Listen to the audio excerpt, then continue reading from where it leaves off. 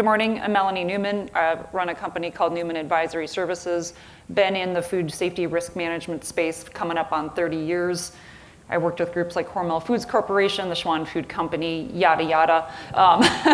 But I do a lot of work where the regulation, the law, preventive risk management, and incident and crisis response kind of all converge, trying to kind of create that full loop response cycle. So let's not just keep putting Band-Aids on bullet holes. How do we keep the momentum and come back to a proactive, preventive, true, let's put the PA back in CAPA. Like we do a corrective action, we often miss the preventive action part. So some of this stuff is to just kind of bring that full circle and to light, but also to educate y'all on, and bringing things kind of into context of helping you make a better business case when you go to the folks who actually write the checks. Who hold the budget when you need resources around foreign material control, whether that's inline, whether that's elsewhere. And then my friend Ignacio here is going to be interweaving in some case studies, and be prepared to be a little scared. Some of these are pretty interesting on the claims and insurance side. Hi everyone, my name is Ignacio Duran. I am the claim director for Euclid Crisis Management, and I have been doing product recall for longer than I care to think about, which is both not that long and also way too long. I am an attorney, and I deal with what happens when all of those things fail. When you have done everything that you possibly can, you have interviewed your suppliers, you've checked out your machinery, you've maintained everything, and it still goes wrong. I'm the last person you want to talk to, and also the person you definitely want to talk to when it all goes wrong. So I'll be bringing light to some of the things that Mel highlights, and with examples of, well, you did everything you could, and this is what happens when you either didn't do everything you could, or you did, but it still wasn't enough. Cool. Ready? Everyone awake? Ready to duck if you start to nod off? I'm kidding. I don't have anything to throw at you. I need this thing, so. If you want, I can grab the chips and start throwing them at Eddie when I see sleeping. Yeah, that's true. That's true. I used to be a pitcher. I could probably nail a lot of you. We have backup plans.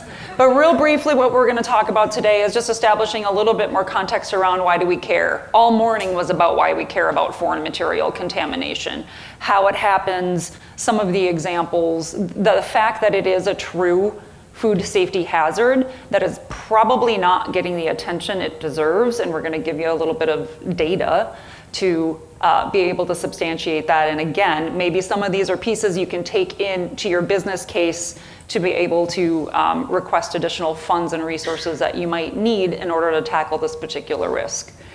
We're going to talk a little bit about some regulatory statistics. Ken kicked off the morning with some of the current stats. I'm going to drill probably one layer deeper. Again, this is information, and to set the context that foreign material not only is a significant hazard and a leading hazard, it is increasing. The risk exposure due to foreign material issues is increasing. So we'll talk a bit about industry challenges. We're not going to belabor that because we heard all morning from the great panelists about what some of their challenges have been. Really going to try our best to not be redundant. And then we're going to talk about some specific examples Ignacio has about some impact on insurance claims. And lastly, but certainly not least, the fun part, the interactive competitive game where there will be a winner. I mentioned that, right? Okay. Everyone's really excited. And it means to interact and maybe break out into groups where you don't know some people, right? And get to mingle and get to network.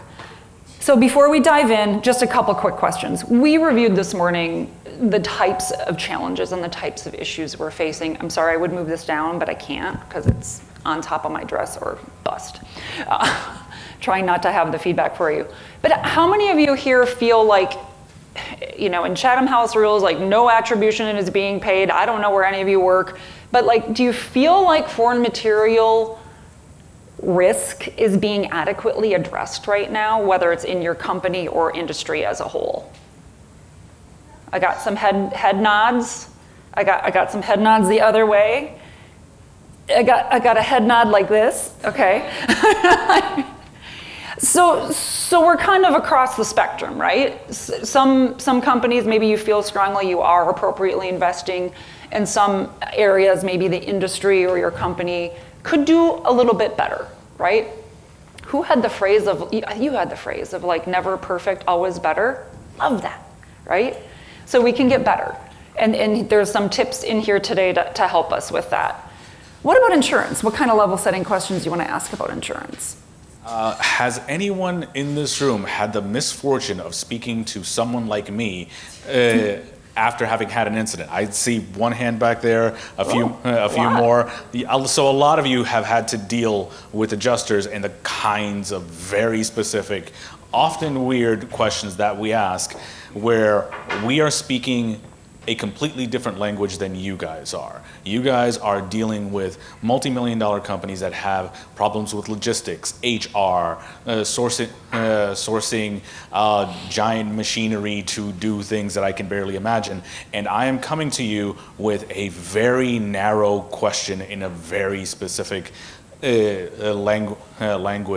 And you guys aren't used to that, but that one word happens to be the most important word in the whole recall scheme, because it may or may not determine whether or not you have coverage. So for those of you who have had to deal with someone like me, I am sorry. How many of you know if you have like product recall or product contamination insurance? Fair bit of you. Of those who raise their hands, how many of you actually have seen your policy? Okay, and a good how amount. many of you? That's rare. That's fairly rare. And among those who have seen your policies, how many of you think that your policy is comprehensive? That's the right number that's the of right hands. answer. Yeah. No, that's great. Thank you very much, because again, we want to make this as meaningful and targeted as possible for you all. So we talked about why caring. This morning was a great discussion on why we care about this. None of us would be here, let's face it, if we didn't care about foreign material. We're at a foreign material forum. Certainly it is one of the top 3 drivers of recalls, as Ken mentioned this morning. And the interesting thing is if you go to the USDA or the FDA website, and I'll show you some screenshots here in a minute, and you start pulling down some of their data dashboards of foreign material issues, a lot of our leadership and our companies see, well, there's a downward trend. Recalls are actually decreasing in some cases in the last couple of years when it comes to foreign material caused events. What they're missing is the volume is vastly increasing. So the scope and the amount of product we're losing to these events is, I don't know what the quantum physics theory mathematical equation of like gigantonormous is, but I want to put up Andreas's little quadratic equation that was up here earlier today. You win, by the way, the geek award. Yes, right? And so that's one of the points that we need to carry through to our leadership when we're looking for funding. And when I mean funding, I don't mean going to advanced X-ray all the time in every instance. I think we've done a really good job establishing of when it makes sense, when it might not. Maybe you need more people, right? Maybe you need time. You need time to really do a reanalysis. I've been working with a company who they had an event like over a decade ago, had to do with glass. So they put an X-ray on every single line in every single plant as a corrective action, and it just stayed there. No one went back to really do a reevaluation to say, like 60% of these lines don't use glass. They just have metal as the foreign material that is significant enough to require a process preventive control or a CCP on it. And so what might make sense in that immediate corrective action and preventive action initially post-response may not need to stay in place. But often, how many of you have the luxury of time? Also, right answer, no one's hands raised, right? So that's really the point what we're trying to establish here. And I think the other thing that we all deal with is We started talking about this morning. Regulatory risk is a real risk. It needs to be managed. You need to be aware of it. But there's business risk, there's brand risk, there's legal risk, there's customer relationship risks, that you might lose your customers, you might lose your consumers, you might lose slotting fees, all of these things. Plus, we need foreign material control programs to work for our customer requirements and for our audit scheme requirements. So it's not just, is it 7 to 25? And thank you for the clarification that just because it's less than 7 doesn't mean you don't have to do anything about it. If you learn one thing today, if that was at all unclear, that's it. So that's why we're here, and that's why we care. One slight jump off of that is also be aware of the resources that are available to you. A lot of you guys haven't read your policy, that you haven't been given your policy. You might actually have access to pre-incident dollars through your insurance company, which may help you in enacting preventative measures, which may help you enacting at least a study to figure out what preventative measures you might want or need. Yeah, so you may have an extra layer of funds to layer on top of the needs that you have. That's a really great point. And a very underutilized resource, because oftentimes the buyer is the CFO or the risk manager, and they're busy too, right? And so that contract or that insurance policy doesn't get conveyed to all of us, so we understand the nuances of what kinds of benefits or rebates we might get. 1 out of 100 insureds actually take us up on using pre-incident dollars. I want you to take that statistic away, 1%. And speaking of stats, really quick slide. Again, these slides are shareable if I haven't given permission thus far, granted, and I'm recorded saying that. But this just shows the extreme increase in the volume of impacted products. In an era where we're already struggling to get food to areas in the world we need due to wars, due to climate change, due to supply chain disruptions, focus on sustainability, and we are landfilling so much more product than is likely necessary. And I'm a huge advocate of I think it was earlier, it was like, we know the problem's here, but we're going to, out of an abundance of caution, cast the net a little bit wider from a risk perspective. It makes total sense. Going to the market once with a recall or some sort of a market action or withdrawal is much better than the trickle effect of expanded recalls after expanded recalls. Because why? Brand reputation, right? The customer relationships, the whittling away of trust. So those were FDA data, and this is USDA information as well. And so this isn't just an aberration. So a lot of people remember the corn dog, the wood in the corn dog recall, right? And like, oh, that was an aberration. That was a black swan event that just jacked up the numbers as far as the affected volume.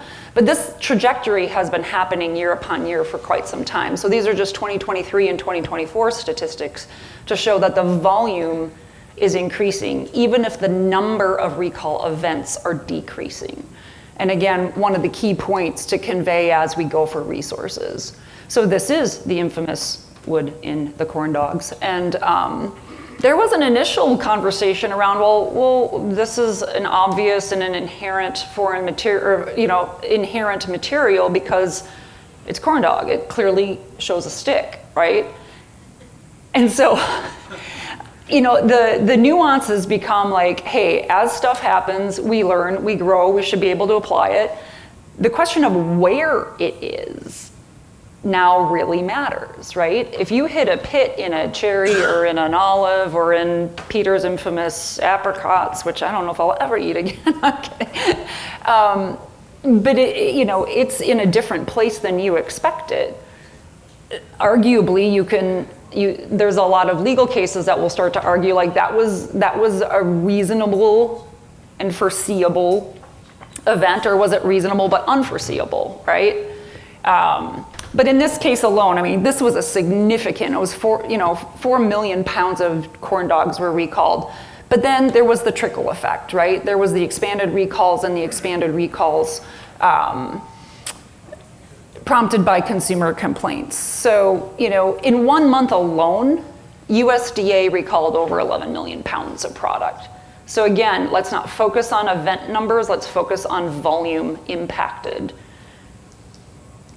FDA had a similar trajectory. We had recalls from Gerber products to distilled water to dairy-free, plant-based desserts to salad dressings. And the interesting thing about these that were driving up the volume of recalls under FDA's purview, look at the materials that were involved in these cases. Would metal detection have caught them? Nope, not a one.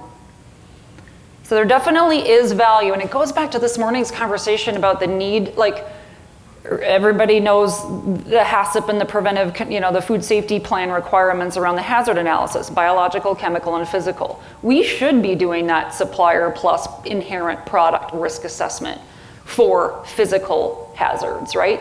Those things should be documented, and that's the solid foundation that drives the rest of the preventive controls and the CCPs that we put in place, and the right technology to use that's going to actually detect them. Those were US stats, but Canada's not immune. Ignacio, I think you're gonna scare us with this story, and this is an actual claim that also was adjudicated by you. Yeah, this is a claim that was my responsibility. It was one of the biggest claims that I handled at my previous job. This was a $75 million loss on salt. The manufacturer had contracted with a new supplier for sieves, the machines that are designed to keep foreign material out of the product. But instead, these sieves weren't good enough. They broke down and started releasing metal into the product. And it ended up being a $75 million loss because this company produced it in such high volumes and they got it out to so many different companies. And here's the part that'll really scare you. Of this $75 million loss, about 30 million was covered by insurance because they didn't have the right kind of coverage. They didn't know that they needed the other kind of coverage. This one came down to the difference between product that has been integrated into another product and product that was still just salt, basically. On this claim, the only thing that was covered was the product that had already been integrated into other foods. So that's where the $30 million came from. This insured was stuck holding the bag on $40 million worth of product that they couldn't sell, that they couldn't do anything with because it was contaminated by foreign material. And they didn't know that they didn't have the right kind of coverage for it. So this is why the people who are actually in charge of safety need to actually have access to the policy. Had someone read the policy and looked at it, they could have said, wait, but what about all the stock that we have? What happens with that? So that's yeah, and how many of you would inherently be super like hair on the back of your neck standing up because of salt? Would salt just naturally rise up as a high risk product to you, whether it was physical, chemical, biological? No, right? But it goes back to, in our risk assessment, in our initial hazard analyses for physical contaminants, it's know your suppliers. What kind of equipment are you using? Do you have hygienic, and sanitary design of equipment requirements? Do you understand how that equipment kind of interacts and interfaces with the sanitation chemicals that you're using? These are all questions that really need to be thought through kind of on the front end to be able to prevent on the back end. And reassessed whenever you have a change in your business. Amen. If you are selling 4 times the amount of product that you were before, you need to reassess your procedures, your suppliers, everything down the chain, because now you are dealing with very different tolerances and a vastly different array of potential failure points. Yep. The EU is not shielded either. The RASIF reports clearly indicate some of the common root causes. And so again, these are publicly available data sources. I think Shannon was talking this morning about it's tough to find publicly available information on physical hazards, but some of it is out there. And so in Europe, what's driving a lot of the recalls there is packaging breakdowns, equipment wear and tear, foreign material, introduction during cutting, slicing, dicing, component failure. Do any of these surprise you? No, right? But what can it do? It can inform you. It can inform you of like, okay, if everything is converging to say equipment failure and breakdown as one of my leading causes of foreign material introduction, maybe I need to go back and look at my preventive maintenance plan. I was working with a company a couple of weeks ago and kind of doing a diagnostic of kind of their enterprise risk mapping. And the punchline was, do you have a preventive maintenance plan? Yes, we do. Okay, well, who makes it? Who owns it? And then, how is it controlled? Is there consequences if you're late? And the response was, well, ops can override it. If we have a big order, if we have a lot of production to get out, that baby could go weeks without, or months even without, getting tended to, and there wasn't the consequences. And so that's another thing I think to take away from all of this as well, right? There will be consequences. Yeah, because if you don't place them, somehow you're going to get consequences. A lot of them, because in case you do have a recall, one of the things that will happen is an adjuster will come in and say, well, what procedures did you follow? Did you significantly elevate your own risk? Yeah. Did you adequately mitigate your risk? Did you do what you say you were going to do? Did right? you make it worse by not following your own procedures? Right. Absolutely. And so we know public recalls are the tip of the iceberg, right? We talked this morning a bit about like, wouldn't it be nice if there was a shared database to share things like near misses, fines inside our four walls that don't get out. Like I have this debate all the time in industry with like whole genome sequencing data, and the regulators want it, and we as an industry are like, hell no, we won't go, not until you give me a safe harbor, right? This might be a little less, sensitive or litigious, but not by much, right? I get the challenge of sharing data in a way I think our regulators would like, and they keep using like the FAA as an example, the Federal Aviation, of like, well, airlines can share these near misses and not have liability exposure. Correct. There's a statutory safe harbor, like in the law, it basically says they will not be prosecuted, provided they meet certain requirements and conditions. They weren't negligent, no one was high while they were flying, those kinds of things, the basic stuff. But notwithstanding, what we can do here now is track our own. And we have a lot of data right under our nose in our own four walls, or maybe even that of our suppliers.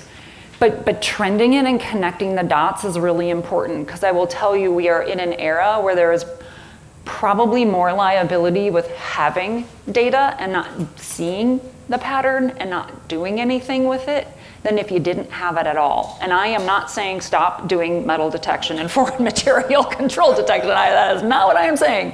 But think about that too, and kind of that business case risk presentation to your peers and to your senior leadership of like, I need more resources to do some data trending, to try to see some analytics of what keeps driving my foreign material contaminants.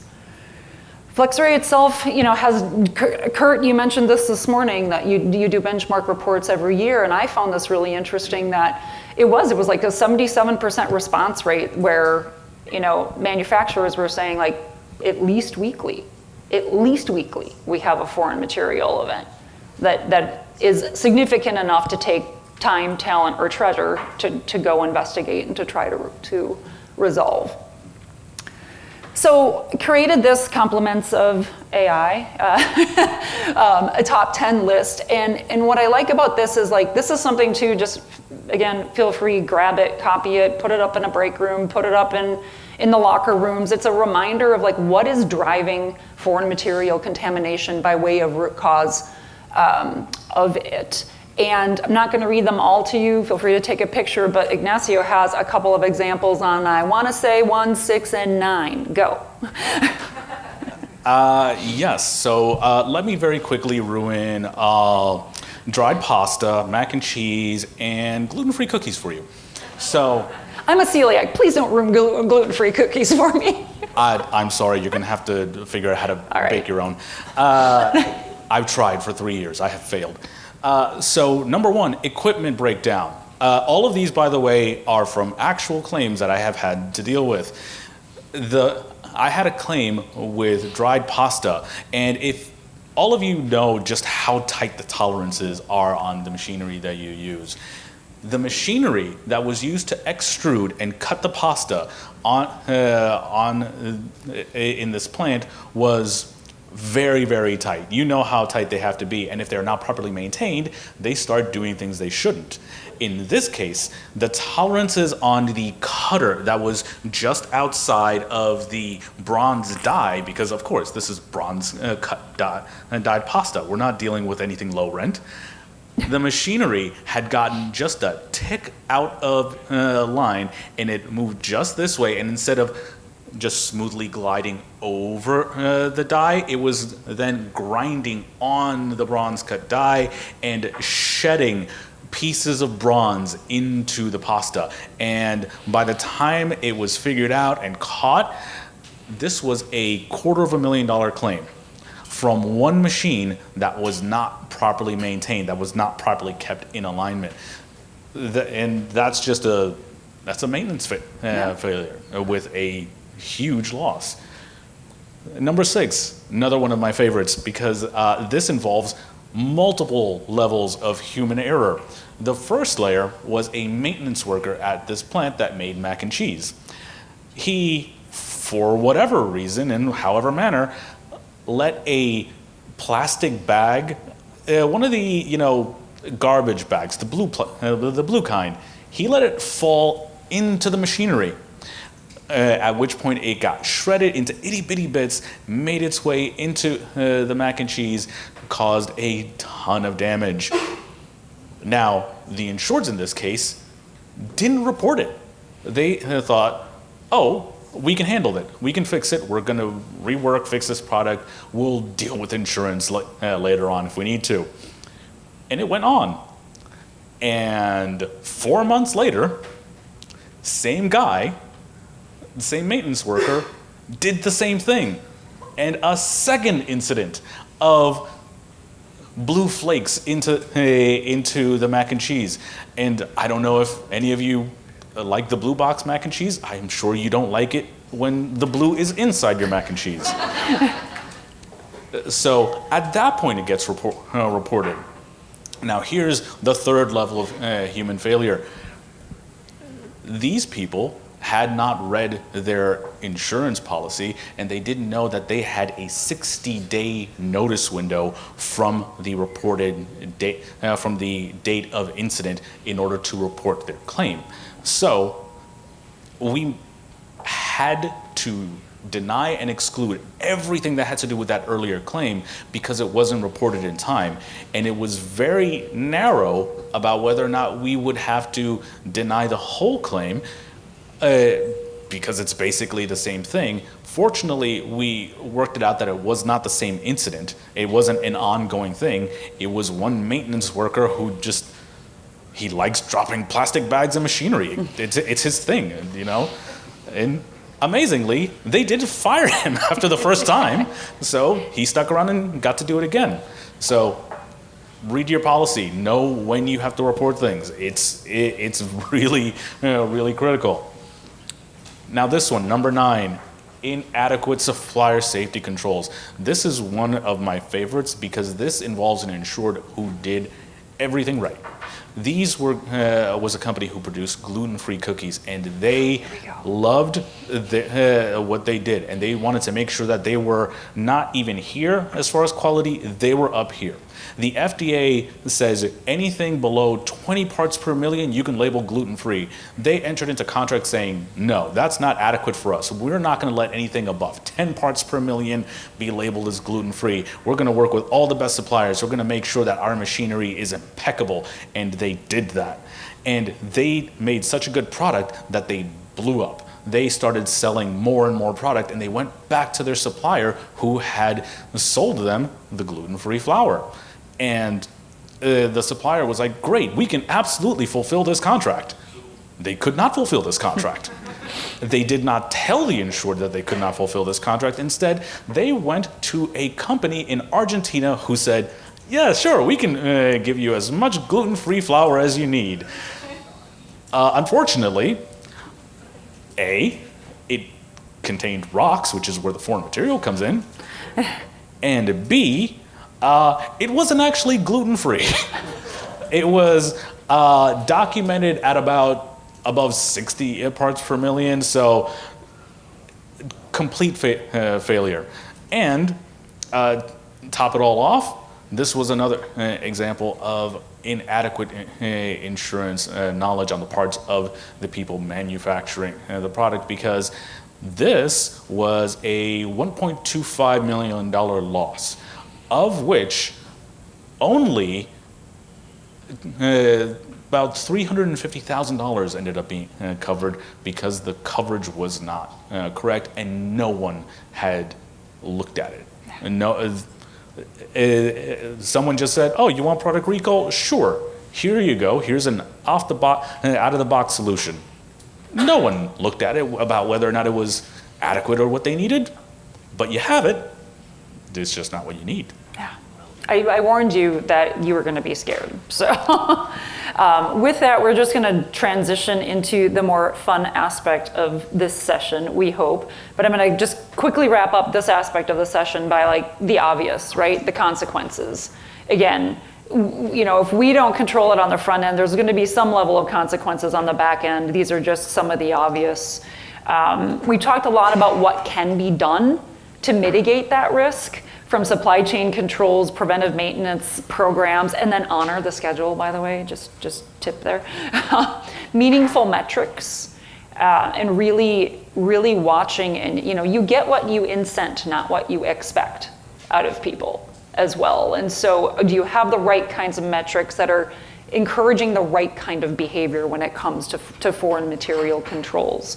It's a lot of it does boil down to culture. We talked a lot this morning of the importance of food safety culture. See something, say something, do something, and be empowered to stop the lines. There's a lot of moving parts when it comes to a risk assessment like this, but X-ray and advanced inspection X-ray is an enterprise risk management tool.